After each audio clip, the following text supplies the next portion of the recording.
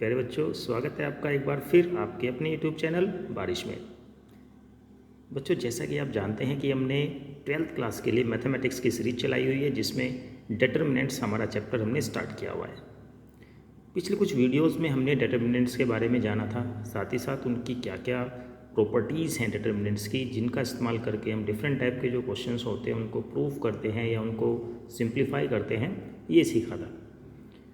आप प्लेलिस्ट में जाकर के प्रीवियस वीडियोस को देख सकते हैं। आज की वीडियोस में हम कुछ ऐसे इंपॉर्टेंट क्वेश्चंस लेकर के आए हैं जो बोर्ड एग्ज़ाम में फ्रीक्वेंटली या बार बार पूछे गए हैं। ये एक्सरसाइज जो हमने लास्ट वीडियो में आपसे शेयर की थी, उस एक्सरसाइज का क्वेश्चन नंबर 12 है। Prove that determinant A B C A minus B minus C minus A B plus C plus A plus B is equal to A cube plus B cube plus C cube minus 3abc। ये हमें proof करना है। तो बच्चों, left hand side इसकी हम ले लेते हैं। Left hand side as it हमने उतार ली है, लिख लिए। अब इसमें अगर हम ध्यान दें तो फर्स्ट स्टेप में अगर हम कॉलम 1 में कॉलम 2 और कॉलम 3 को ऐड करें तो बच्चों हमें फर्स्ट एलिमेंट जो मिलेगा ए प्लस बी मिल जाएगा। सेकंड जो C1 का जो सेकंड एलिमेंट होगा, ये B से B कैंसिल हो जाएगा। जब आप C1 में C1 plus C2 plus C3 करते हैं तो B से B कैंसिल हो जाएगा, C से ये से कैंसिल हो जाएगा, क्योंकि 1 प्लस 1 माइनस ऐसे A से A कैंसिल हो जाएगा। तो सेकंड एलिमेंट हमारा 0 आएगा। ये कॉलम नंबर 1 का सेकंड एलिमेंट 0। ऐसे जब हम C1 में C2 प्लस C3 यहाँ पे करने वाले हैं तो हम यहाँ पे पाएंगे 2a plus 2b plus 2c, C1 का थर्ड एलिमेंट, जैसे कि यहाँ पे आप देख सकते हैं। कॉलम नंबर 2 और column number 3 as it is यहाँ पे लिख लेंगे। ऑपरेशन हमने क्या चला है, कॉलम नंबर C1 में C1 plus C2 plus C3 यहाँ पे हमने किया। अगर हम 2 यहाँ से कॉमन ले लें इसमें से केवल, तो हमारे पास ब्रैकेट में बचेगा a प्लस बी प्लस सी। ठीक है, फिर हम इस पूरे कॉलम C1 से a प्लस बी प्लस सी को बाहर ले सकते हैं, कॉमन ले सकते हैं, जैसा कि हमने नेक्स्ट लाइन में लिखा हुआ है। तो यहाँ पर हमने ब्रैकेट में a प्लस बी प्लस सी हमने पूरा C1 से कॉमन ले लिया है। तो हमारे पास यहाँ पे बचेगा 1, यहाँ पे 0 है ही पहले से, और यहाँ पर बचेगा 2, जो कि यहाँ पे हमने कॉमन लिया हुआ था। कॉलम नंबर 2 और column number 3 as it is हमारा रहेगा। ठीक है बच्चों, अब हमने इसको क्या किया है, कॉलम C1 के रिस्पेक्ट में इसको हमने एक्सपेंड कर दिया है।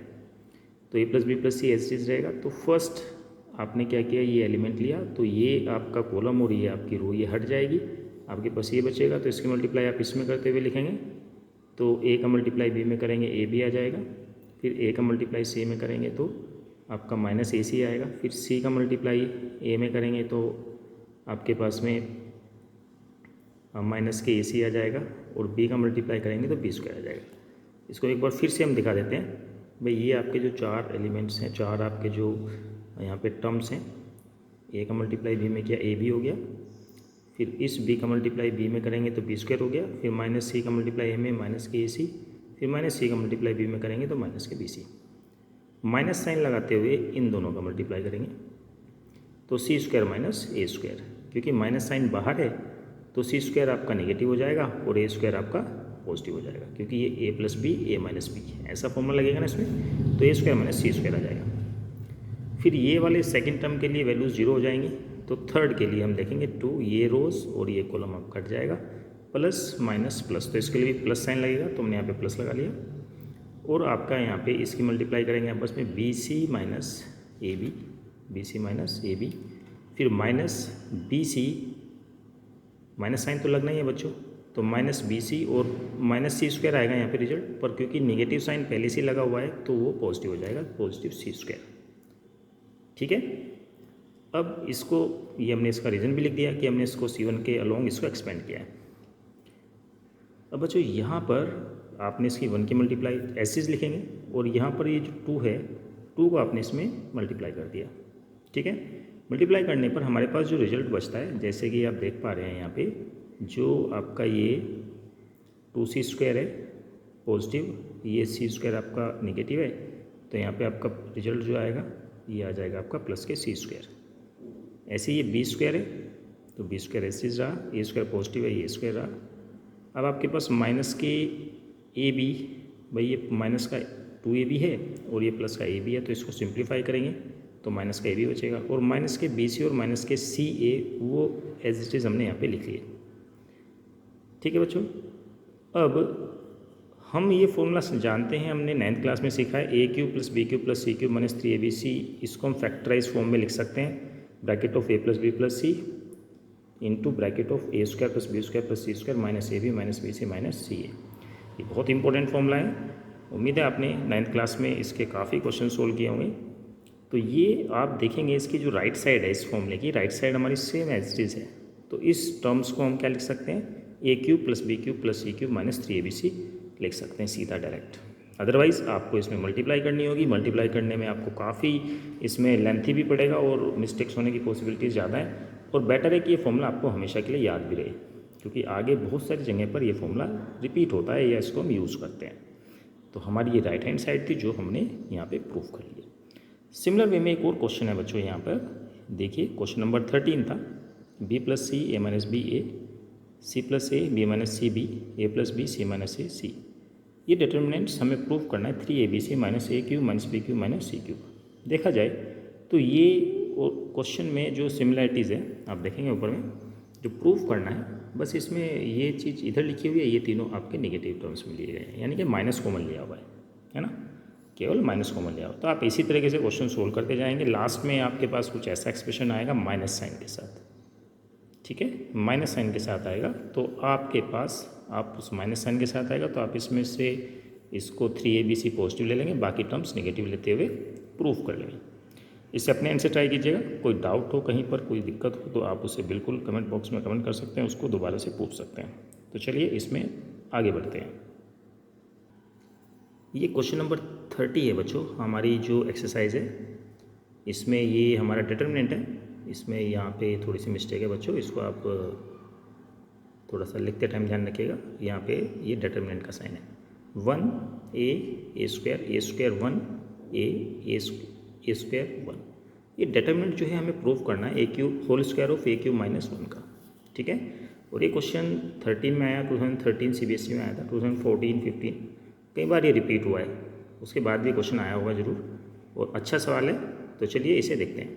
लेफ्ट हैंड साइड हमने एज इज लिख ली है, तो सबसे पहले हम देख पा रहे हैं कि अगर हम कॉलम नंबर C1 में C2 C3 को ऐड कर दें तो हमारे पास कॉलम नंबर 1 के सारे एलिमेंट सेम हो जाएंगे, जैसे कि आप देख पा रहे हैं 1 प्लस ए स्क्वायर आएगा, यहाँ पे भी 1 प्लस ए स्क्वायर आएगा, इसमें भी आपका 1 प्लस ए स्क्वायर आ जाएगा, और आपके second column third column as is लिखे जाएंगे। आपने प्रॉपर्टी क्या चलाई है C1 में, C1 plus C2 plus C3। आप देख पा रहे हैं अभी तक हम जितने क्वेश्चन सोल्व कर पा रहे हैं सबसे पहले हमारी कॉमन प्रॉपर्टी यही चलती है, या तो हम R1 में R1 plus R2 plus R3 करते हैं, या C1 में C1 plus C2 plus C3 करते हैं। तो आपको इसी तरीके से आइडिया लगेगा क्वेश्चन को देखते ही कि हमें क्या स्टेप चलना चाहिए। अब जैसे ये सिमिलर आ गए हैं तो इस कॉलम C1 से हम हर एक एलिमेंट को कॉमन ले सकते हैं, तो कॉमन लेके हमने बाहर लिख लिया, हमारे पास बचेगा 1 1 1। अब यहाँ पे हम क्या करेंगे बच्चों, 2 0 बनाएंगे। कैसे बनाएंगे, C1 R1 से R2 को माइनस करते हुए, R2 को R3 से माइनस करते हुए हम 0 बनाएंगे यहाँ पे। तो हमने क्या किया है, R2 रो नंबर R2 में हमने क्या लिखा है, R2 माइनस R1 लिखा है। ठीक है, और साथ ही साथ R3 रो में जो क्या लिखा है, R3 माइनस R1 किया है, यानी कि R1 को हमने R2 से भी माइनस किया है और R3 से भी माइनस किया है। ठीक है, तो जैसे हम माइनस करते हैं, जैसे 1 से इसमें से 1 में से 1 को माइनस करेंगे 0 आ जाएगा, फिर से 1 से a को माइनस करेंगे 1 माइनस a, फिर a से a स्क्वायर को माइनस करेंगे a माइनस a स्क्वायर। ऐसे ही 1 से a 1 को माइनस किया 0, a स्क्वायर से a को माइनस करेंगे a स्क्वायर माइनस a लिखेंगे, और 1 माइनस a स्क्वायर लिखेंगे। 2 0 बन चुकी है हमारे पास कॉलम नंबर 1 में। तो अब हम इसको एक्सपेंड कर देंगे अलॉन्ग दी C1। तो हमारे पास जो है एक ही टर्म आएगा, देखा जाए तो 1 इंटू आपके पास ये 1 माइनस, यहाँ पे देखिए 1 तो हमारे पास बाहर रहेगा, ये रहा यहाँ पे, तो 1 माइनस ए स्क्वायर ये रहेगा, मल्टीप्लाई करेंगे इसकी, फिर माइनस साइन ए स्क्वायर माइनस ए इंटू ए माइनस ए स्क्वायर। ठीक है बच्चों, ईजी है, यहाँ तक कोई दिक्कत नहीं है, उम्मीद है आपको समझ में आया होगा। अब यहाँ पर 1 माइनस ए स्क्वायर को लिख सकते हैं 1 प्लस ए 1 माइनस ए, ऐसे लिख सकते हैं। ठीक है, अब यहाँ से माइनस ए हम कॉमन ले रहे हैं, माइनस क्यों ले रहे हैं कॉमन, ताकि ये सिमिलर टर्म्स में आ जाए। देखा जाए तो अगर माइनस कॉमन ले लेते हैं तो ये प्लस साइन हो जाएगा और ये a माइनस ए स्क्वायर का होल स्क्वायर हो जाएगा, पर हमने यहाँ पे a भी कॉमन लिया है, माइनस के a कॉमन लिया है, तो ये टर्म्स कैसे हो जाएगा, प्लस का हो जाएगा, a बाहर आ जाएगा और ये 1 माइनस ए बन जाएगा। ऐसे इसमें से भी ए कॉमन लिया होगा हमने और 1 माइनस ए हो जाता है। ठीक है, तो 1 माइनस ए और 1 माइनस ए और ये ए स्क्वायर हो जाएगा, मल्टीप्लाई हो रही है 4 होगी है, तो ये हमारा 1 माइनस ए का होल स्क्वायर हो गया। ऐसे ही ये 1 minus A whole square 1 minus ए हो गया और ये 1 प्लस ए एज इट लिखा हुआ। अब यहाँ पे क्या कॉमन आ रहा है, 1 minus A whole square common आ रहा है, तो हमने इसको कॉमन ले लिया। ये वाला टर्म हमारा एज इट ऊपर से चलता हुआ रहा सेम। हमारे ब्रैकेट में क्या बचेगा, एक तो ये ब्रैकेट बचेगा 1 प्लस ए का और प्लस ए स्क्वायर बचेगा सेकेंड टर्म में। ठीक है, तो 1 प्लस ए स्क्वायर, ये देखो आपस में फिर से सेम टर्म है, तो हम इसको कह सकते हैं whole square of 1 minus A whole square of 1 plus A square. ठीक है, चलिए इसको हमने दो पूरे को एक साथ ब्रैकेट में लिख सकते हैं 1 ए माइनस 1, इसमें से माइनस कॉमन ले लिया हमने। अगर माइनस कॉमन लेते हैं स्क्वायर में तो बच्चों ये आपका साइन चेंज नहीं होगा, ए क्योंकि होल स्क्वायर है तो पॉजिटिव रहेगा, तो ए माइनस 1 करते हुए लिख लें यहाँ पे ए माइनस 1 होल स्क्वायर और 1 प्लस ए स्क्वायर का होल स्क्वायर हो गया। क्योंकि दोनों पे स्क्वायर है तो एक साथ कंबाइन करके लिख लिया। ठीक है, अब बच्चों ये फॉर्मूला हम जानते हैं A cube minus B cube क्या होता है, A minus B bracket of A square plus B square plus A B. ये भी हमने 9th क्लास में बहुत प्रैक्टिस की है, बल्कि 8th क्लास में प्रैक्टिस की है, आप इससे अच्छे से फैमिलियर होंगे। अगर हम यहाँ पर ए की वैल्यू को ए रखें और बी की वैल्यू को 1 कर दें तो हमारे पास जब इसमें ऐसा करेंगे तो हमारे पास सीधा यही आएगा जो यहाँ पे लिखा हुआ है। भाई ए की वैल्यू को तो ए रखें और बी की वैल्यू को 1 कर दें, तो जहाँ पर भी बी है वहाँ पे 1 लिखते जाएंगे तो हम देखते हैं कि ये वाला जो एक्सप्रेशन है हमारा ब्रैकेट में ये बिल्कुल सेम एज चीज़ है। तो ये फॉर्मूला हमारा बन जाता है ए क्यूब माइनस 1, और क्योंकि इस पर होल स्क्वायर पहले से ही था तो आ जाता है ए क्यूब माइनस 1 का होल स्क्वायर। और यही बच्चों राइट हैंड साइड थी जो हमें प्रूव करनी थी। बहुत ही अच्छा सवाल है, इसमें हमने जो प्रीवियस नॉलेज होती है हमारी फैक्टराइजेशन को लेके, कुछ आइडेंटिटीज़ और फॉर्मूलाज को लेके, तो वो यहाँ पर यूज़ हो रही है। पिछले क्वेश्चन में भी हमने यही सब देखा था और सीखा था। तो उम्मीद है बच्चों आपको थोड़ा सा ये अच्छे लगे होंगे सवाल क्वेश्चंस। अब इसमें ही कुछ और सवाल आपसे शेयर किए जाते हैं, उनको आप देखिएगा। बच्चों ये एक्सरसाइज का क्वेश्चन नंबर 28 आप देखिए, और 30 क्वेश्चन जो अभी हमने थोड़ी देर पहले ही सोल्व किया है देखिए। और ये सवाल भी बहुत अच्छा क्वेश्चन है, इस सिमिलर टाइप के क्वेश्चन हमने पहले भी सोल्व किए हुए हैं। आप देखेंगे ये questions NCERT question number 30, CBSE 13, 2013, 14 and 15 में आया हुआ सवाल है। ऐसे क्वेश्चन नंबर 31 देखिए इंपॉर्टेंट सवाल है, CBSE में आया हुआ है, ये भी बोर्ड एग्जाम में क्वेश्चन 4 ABC प्रूव करना। इसके कुछ जैसे सिमिलर क्वेश्चंस हम पहले भी सोल्व कर चुके हैं, आप इन्हें देखिए, कॉपी में नोट कीजिएगा और इन्हें क्वेश्चंस को सोल्व करने की कोशिश कीजिएगा, इनकी प्रैक्टिस कीजिएगा। फ्रिक्वेंटली ये क्वेश्चंस बोर्ड एग्जाम में पूछे जा चुके हैं। ठीक है, ये क्वेश्चन हमने सोल्व किया था।